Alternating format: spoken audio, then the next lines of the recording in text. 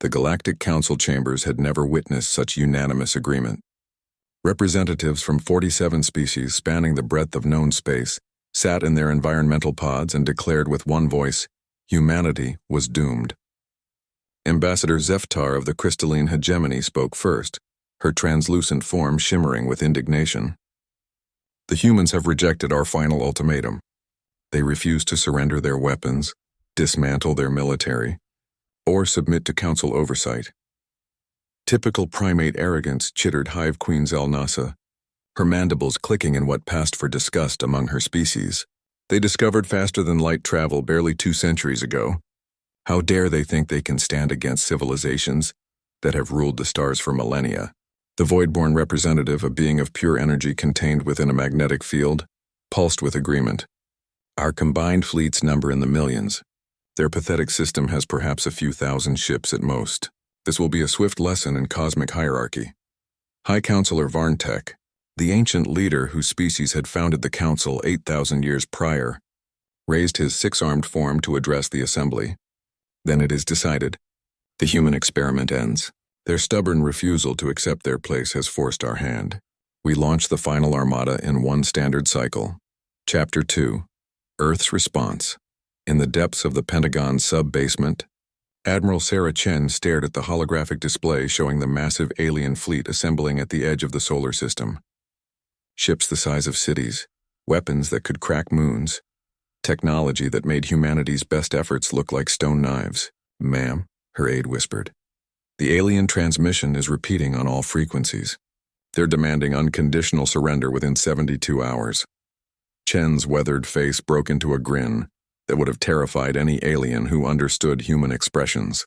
"Get me the president, and patch this through to every human settlement from Mars to the Kuiper Belt colonies."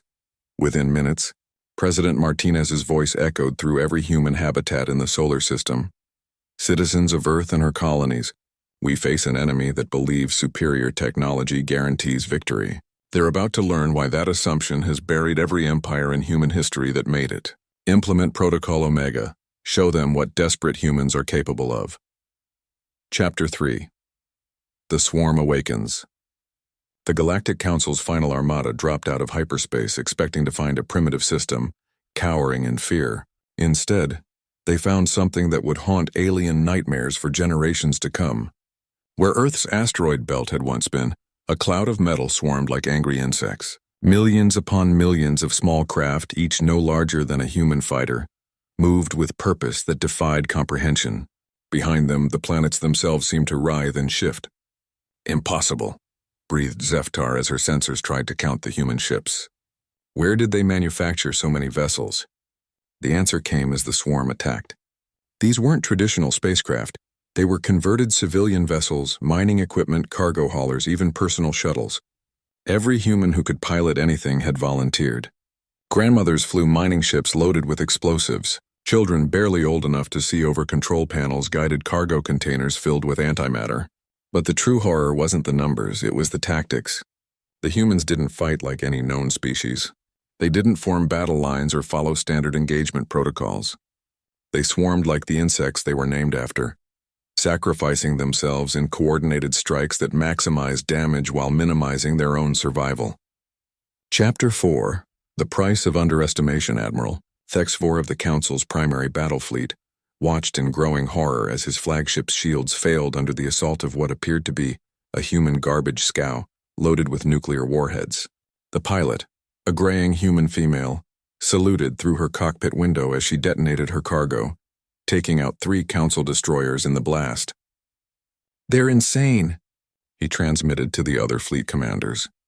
"They fight without regard for their own survival." "That's not insanity," came a cold human voice over the communication channel. Admiral Chen's face appeared on screens throughout the alien fleet. "That's determination. You wanted to extinct humanity. We decided to show you exactly what you'd have to extinct." The human swarm adapted faster than any military computer could calculate. When the Council forces used energy weapons, the humans deployed reflective chaff clouds. When they switched to kinetic bombardment, the humans used their small size to weave between projectiles. When they tried to retreat, they found their escape routes blocked by human ships that had somehow predicted their movements. Chapter 5. Evolution in real time. What the Council failed to understand was that humanity had spent centuries perfecting one skill above all others: learning from their enemies. Every alien technology they encountered was analyzed, reverse-engineered, and improved upon with terrifying efficiency. Human ships began incorporating alien tech scavenged from destroyed Council vessels. A mining barge would ram an alien cruiser, survive long enough to upload the enemy's shield frequency, then transmit that data to every human ship in the system before exploding. The planet Earth itself had become a hive of activity. Deep underground, manufacturing complexes that hadn't existed a month ago pumped out new vessels using designs that evolved hourly. Human engineers didn't sleep. They worked in shifts, each team building upon the previous team's innovations. Chapter 6. The Tide Turns. 3 days into what was supposed to be a quick extermination, the Council's final armada found itself fighting for survival. Half their ships were destroyed or disabled, and the human swarm seemed to grow larger with each passing hour. High Counselor Varntek's personal dreadnought, a kilometer-long monument to alien superiority, shuddered under the impact of coordinated human attacks. His bridge crew worked frantically as reports flooded in from across the fleet.